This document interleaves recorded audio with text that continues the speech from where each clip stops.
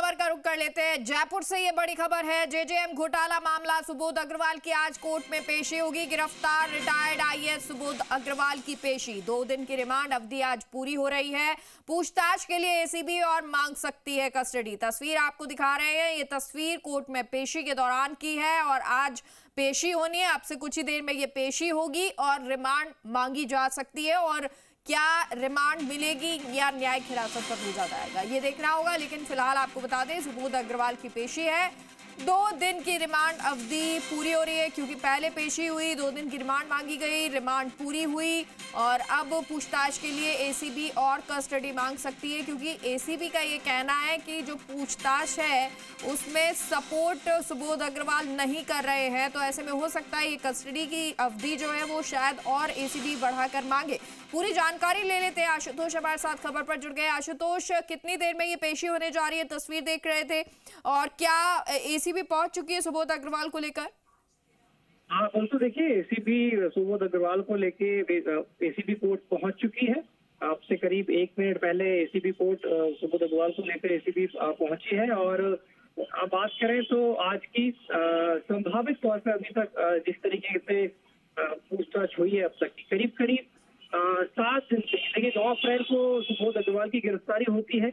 अगले दिन कोर्ट में प्रोड्यूस किया जाता है। अगर पूछताछ के लिहाज से अगर देखें तो लगभग 6 दिन जो है पूछताछ हुई है और औसतन लगभग 10 घंटे हर दिन जो पूछताछ है वो सुबोध अग्रवाल से की गई है। सुबोध अग्रवाल ने कोर्ट में हमसे बातचीत के दौरान बार बार ये कहा कि वो लगातार पूछताछ में सहयोग कर रहे हैं। हालांकि जो विशेष लोक अभियोजक है यानी एसीबी जो है वो बार बार कह रही है कि सुबोध अग्रवाल की तरफ से जांच में सहयोग नहीं किया जा रहा है। यानी कि जब सवाल दागे जा रहे हैं तो ज्यादातर सवालों पे उनकी चुप्पी दिखाई दे रही है।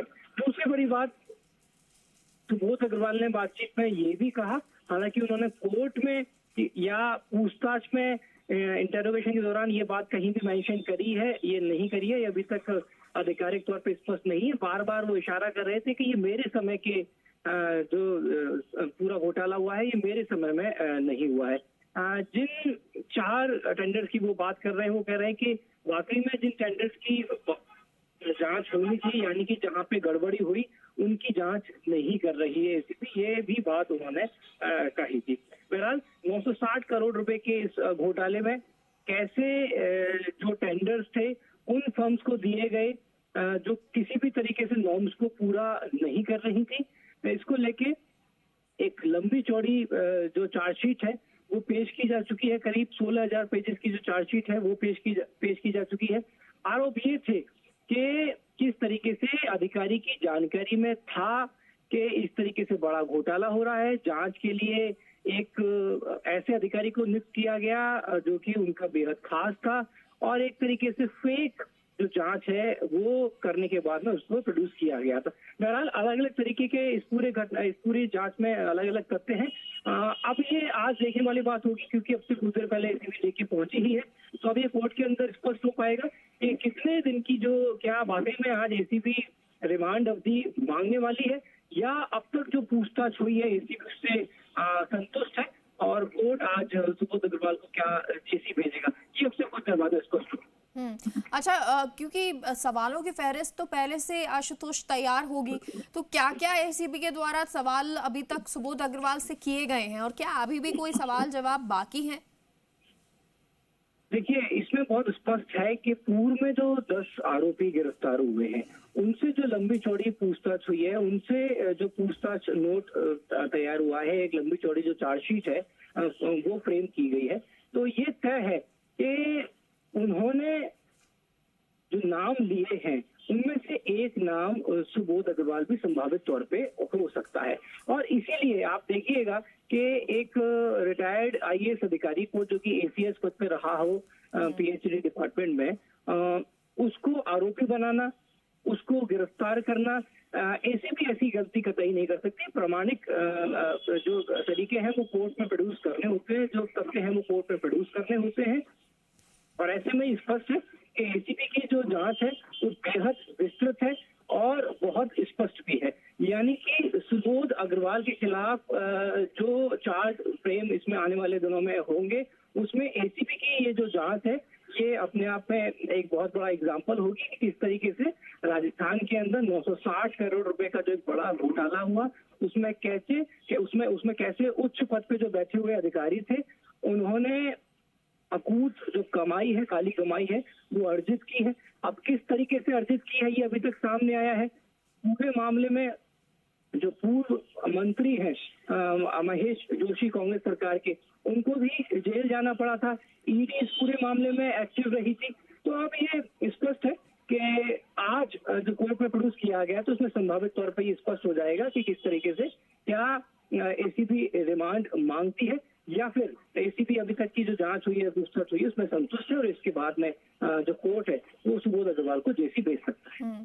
आशुतोष, अब कितनी देर में ये पेशी होनी है, क्योंकि जैसा आप बता रहे हैं कोर्ट तो पहुंच चुकी है एसीबी सुबोध अग्रवाल को लेकर। चलिए तस्वीर आपको दिखा रहे हैं और तस्वीर जहां सुबोध अग्रवाल कोर्ट पहुंचे हैं, एसीबी उनको कोर्ट लेके पहुंची है। और अब क्योंकि अभी तक कई सवालों को लेकर पूछताछ हो चुके हैं, लेकिन अभी क्या और भी सवाल ऐसे हैं जिनके जवाब मांगना या जवाब लेना बाकी है। ऐसे में कितने दिन की रिमांड पुलिस एसीबी के द्वारा मांगी जाती है और या फिर ऐसा होगा कि न्यायिक हिरासत में भेज दिया जाएगा, ये देखना होगा। क्योंकि इससे पहले भी रिमांड मांगी गई, फिर उसके बाद 2 दिन की रिमांड दी गई और ये तीसरी बार है जब कोर्ट में पेशी उनकी होने जा रही है, सुबोध अग्रवाल की होने जा रही है। जेजेएम घोटाला मामला जिसमें सुबोध अग्रवाल अपनी बात रख रहे हैं और कह रहे हैं कि मैं जांच में सहयोग कर रहा हूं, लेकिन एसीबी के द्वारा कहा जा रहा है कि जांच में सहयोग नहीं मिल रहा है सुबोध अग्रवाल के द्वारा। तो वहीं दूसरी तरफ सुबोध अग्रवाल कह रहे हैं कि जिन चीज़ों की जो मामले थे, टेंडर थे, उनको एसीबी नहीं खंगाल रही है, वो मामले नहीं खंगाले जा रहे हैं बल्कि दूसरे मामले खंगाले जा रहे हैं। तो वहीं अब एसीबी जो है, क्योंकि जाहिर सी बात है संलिप्तता होगी, बिना किसी सबूत के, ठोस आधार के एसीबी हिरासत में नहीं लेती या ये कहें कि रिमांड नहीं लेती। तो ऐसे में सुबोध अग्रवाल से तमाम मामलों को लेकर पूछताछ हो रही है कि कैसे कैसे कनेक्टिविटी थी। और क्योंकि देखिए जो अधिकारी होते हैं उनके हस्ताक्षर के बिना, उनकी जानकारी के बिना कोई भी टेंडर जो है आगे नहीं बढ़ता है। तो ऐसे में अब ये देखना होगा कि क्या कुछ इस जांच में, इन सवालों में निकल कर सामने आता है, जवाब क्या सुबोध अग्रवाल के द्वारा दिए जाते हैं। और क्या अब अगर कोर्ट में पेशी होने जा रही है, सबसे बड़ा सवाल तो ये कि क्या आपसे कुछ ही देर में क्या जो रिमांड है वो बढ़ा दी जाएगी और क्या ये 2 दिन की रिमांड होगी, 3 दिन की रिमांड होगी या उससे ज़्यादा रिमांड मांगी जाएगी।